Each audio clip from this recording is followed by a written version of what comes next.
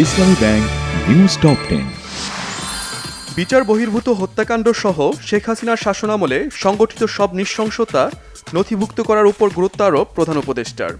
সহযোগিতার আশ্বাস জাতিসংঘের। প্রত্যাশিত দেশ ও সমাজ গড়তে সৎ কাজে উৎসাহ আর অসৎ কাজে নিরুৎসাহিত করার আহ্বান বিএনপির ভাইস চেয়ারম্যান তারেক রহমানের। বিএনপির স্থায়ী কমিটির সদস্য মির্জা আব্বাস বলেছেন, সেকেন্ড রিপাবলিকের কথা বলে দেশের মানুষের মাঝে বিভেদ সৃষ্টির চেষ্টা চলছে। প্রধান নির্বাচন কমিশনার বলেছেন, একটি অবাধ, সুষ্ঠু ও গ্রহণযোগ্য নির্বাচন দিতে কমিশন প্রতিশ্রুতিবদ্ধ।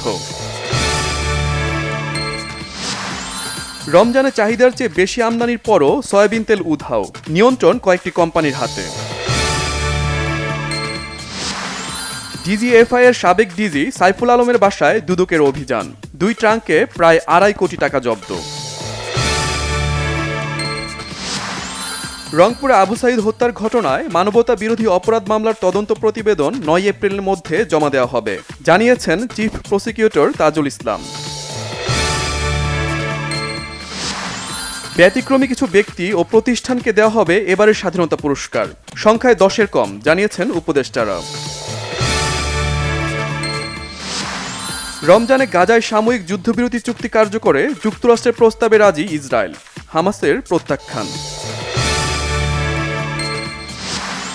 নিউজিল্যান্ডকে হারিয়ে এ গ্রুপ চ্যাম্পিয়ন ভারত, সেমিতে প্রতিপক্ষ অস্ট্রেলিয়া।